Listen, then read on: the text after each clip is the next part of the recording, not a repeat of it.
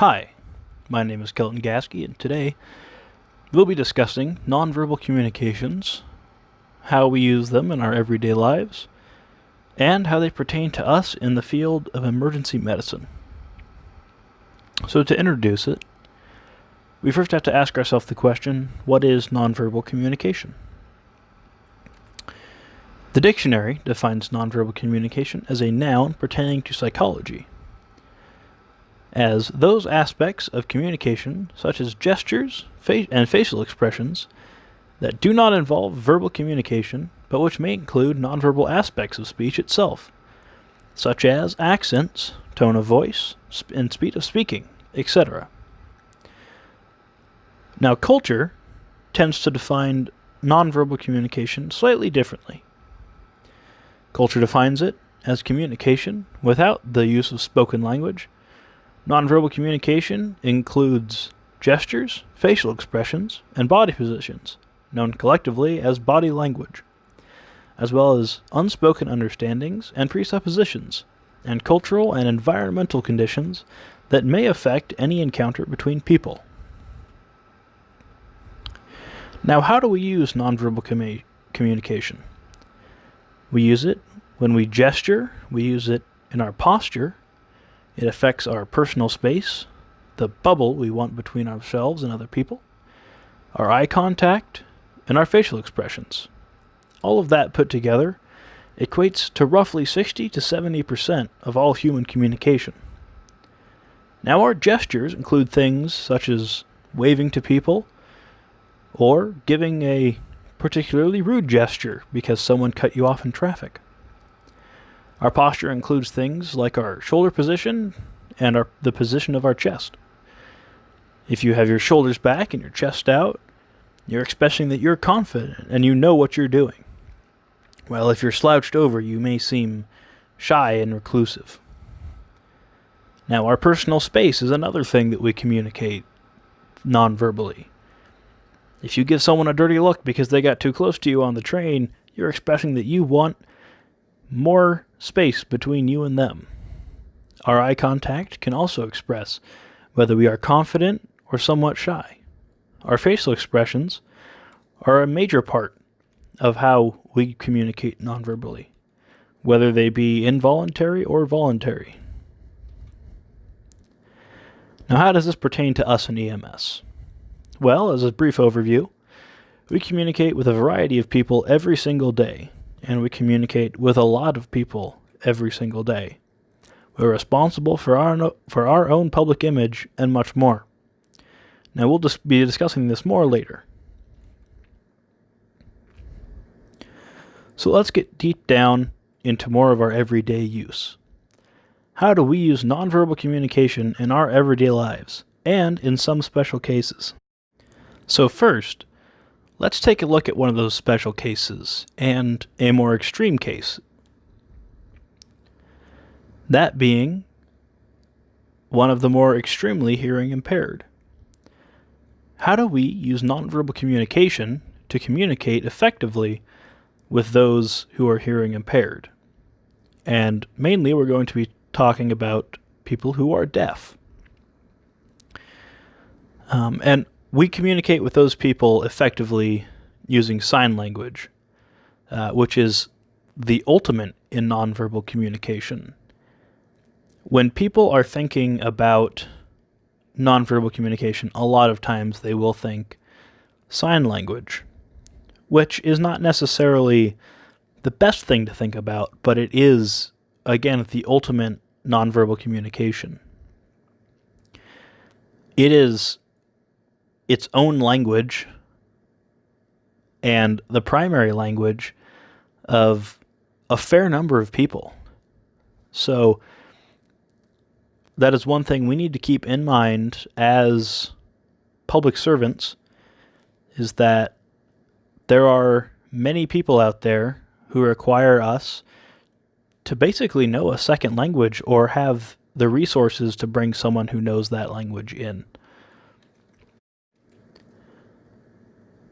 Now let's talk about something that is more common, that being the elderly or geriatrics. While not always the case, elderly people do tend to, more often than not, have some form of hearing issue. And that's important for us to remember, not only as EMS workers, but in our everyday lives, that elderly people require us to speak louder, more clearly, and more concisely to be able to better understand us and what we're saying. When approaching elderly, it is important to not only have good body posture, but exude an air of confidence and kindness, as well as a willingness to show patience. Now, let's move on to the most common form of nonverbal communications, which is with interpersonal interactions. The main place we as humans use nonverbal communications is when we're talking and interacting with other people, other humans. We use our body language to express how we're feeling that day. We use our gestures to punctuate what we're saying and expressing. And we use our facial expressions to show what emotions we're feeling, whether we want to or not. Now, this is something that a lot of people can struggle with, and that is controlling what your face is showing when you don't want it to. A lot of times, people can show disgust or happiness when they don't necessarily want to. They're trying to put on their poker face.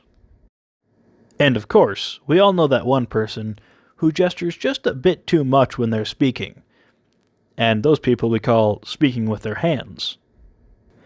You can also tell, like I said, how people are feeling on a certain day, whether they're walking with a pep in their step or they look like the world's weighing down on their shoulders. These are all parts of our interpersonal reactions with other people, and the majority of what we use our nonverbal communications for, whether we mean to or not, whether it's conscious or subconscious. That will conclude our look into how we use nonverbal communications in our everyday lives. Now, I'd like to move on to how nonverbal communication is applied in emergency medicine. Nonverbal communication is used in EMS very, very frequently. As workers in EMS, we utilize a variety of ways to communicate with people, and one of the most important ways we communicate is nonverbally. See, we interact with a variety of people. When we're in the field, we deal with a diverse cast of characters and people on a variety of calls. It's important to understand how to present yourself to those people in a way that won't bring about a negative reaction. And that's not just to make your job easier, it's to keep you safe.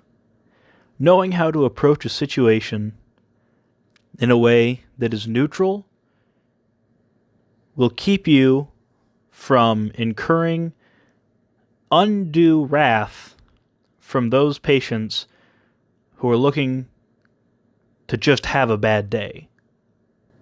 There was once a story I heard from a salty old first responder who told me that the police had called them out to a drunk, and when they showed up on scene, the second they stepped out of the medic unit, the combative patient pointed at them and said, I quote, "I'm going to kill you."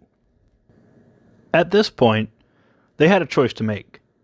They could have responded with indifference and uncaring, or they could have chose to defuse the situation, which they did. They raised their hands and said, again, I quote, "Whoa, whoa, whoa, buddy, I'm just here to help." And with that, the situation actually became much less hostile. And that's just one example of many that I could bring up to demonstrate how we need to present ourselves to deal with a variety of circumstances. Now let's look at another way we in the medical field employ good nonverbal communications. And that is because we have an image. As public servants, we have an image to uphold.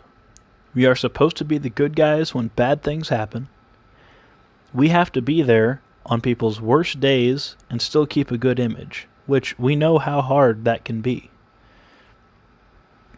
If we lose trust with the public, we've failed at our jobs, and that's likely irreparable damage. And when I talk about having to be there on bad days and still be good people, I mean when you had a bad day, when everything's gone wrong, when the world's falling apart, anyone in your way can end up being a bad guy. You can lash out at just about anyone, no matter how nice they're trying to be. And it's our job to be there for that person and still be the good guys, not incur undue wrath on ourselves. And if we lose trust because we've failed at our jobs to present ourselves confident, and instead we presented ourselves as incompetent, then we have failed at what we've been hired to do. So now let's get a little more in depth on how we affect our patients with our nonverbal communication. When we're interacting with our patients, what strategies can we employ, and how does it affect those patients? First off, we should be calming. We are the rock. Our job is to have a calming presence when there is seemingly only chaos around us. Our patient is looking to us to know what to do. The way we present ourselves, without even saying a word, is very important to have that calming effect. When we're walking through the scene, the aftermath of a car wreck, and a mother is holding her infant child in her arms, doesn't know what to do because she's afraid that her baby is dying, we have to be the ones to be able to step in and say, "Ma'am, it's going to be okay." And she has to believe that. And on that same note, let's talk about trauma. When our patient isn't all there, we have to be. When one of our patients is having a hard time dealing with trauma, either emotional or physical trauma, they're oftentimes not all there mentally. For us, it's imperative that we present ourselves in a way that will inspire confidence in our patients when they're lacking their own confidence. Same with approaching that mother again.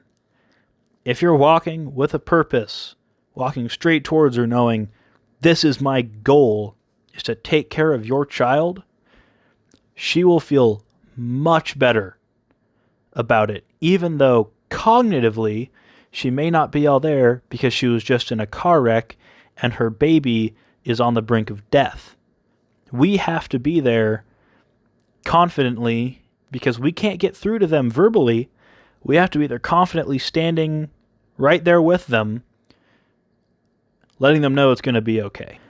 And speaking on that confidence, we have to exude confidence in this line of work, not only for those we're taking care of in our charge, but for ourselves as well.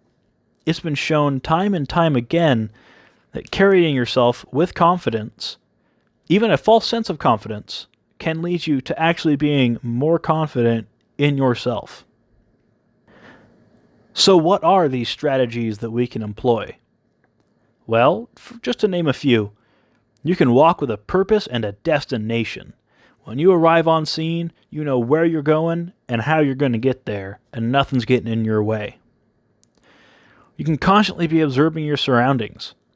If there's someone who's afraid that something bad's going to happen, and they see you looking around, realizing, okay, this isn't going to happen, things are going to be all right. it's going to sit a lot better with them. When you're talking to a patient and then they talk back, listen with a smile and a head nod. Make eye contact with them and make sure you get on the patient's level. Not necessarily on one knee or anything, but get eye level with them in a sanitary manner. And that will conclude how we use nonverbal communications in EMS, and as well as conclude my presentation on nonverbal communications. Thank you for watching. Have a nice day.